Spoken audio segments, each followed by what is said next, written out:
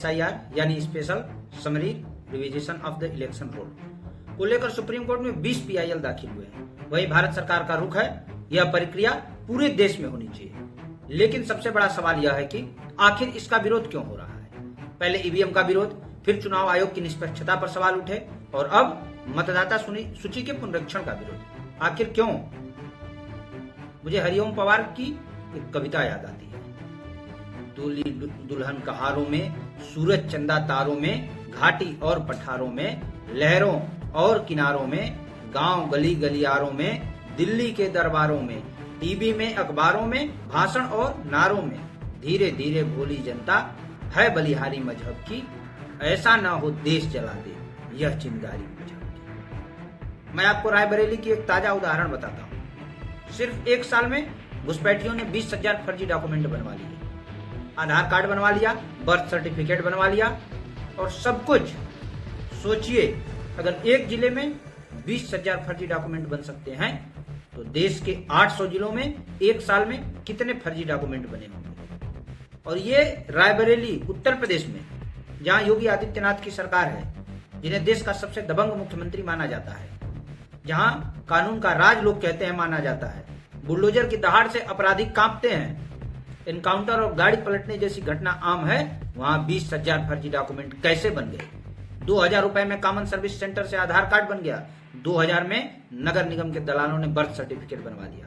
और ये सिर्फ 1, 2, 3 नहीं, पूरे 20,000। खतरा यहीं से शुरू होता है। इनमें से 15,000 लोग जो हिंदू नाम चिंटू पिंटू रिंटू के नाम से पहचान पत्र बना लेते हैं और जब ये वोट डालने जाते हैं, एक बार, 2 बार, 3 बार वोटिंग करने के बाद ये 15,000 लोग एक जगह इकट्ठा होंगे, एक जलसा होगा और सब इस्लाम कबूल कर लेंगे। ये वही लोग हैं जो असल में बांग्लादेशी घुसपैठी हैं और अब धर्मांतरण का खेल इस देश में खेलेंगे।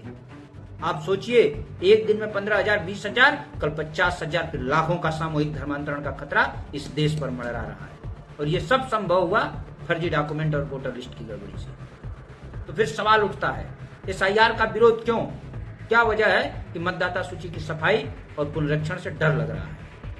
आज भारत में जैन, पारसी, क्रिश्चियन, सिख ये सब मिलाकर के 6% है।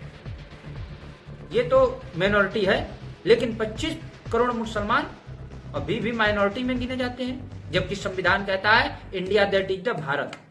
तो फिर सेकुलर भारत में मेजोरिटी और माइनॉरिटी की परिभाषा तय कौन कर रहा है?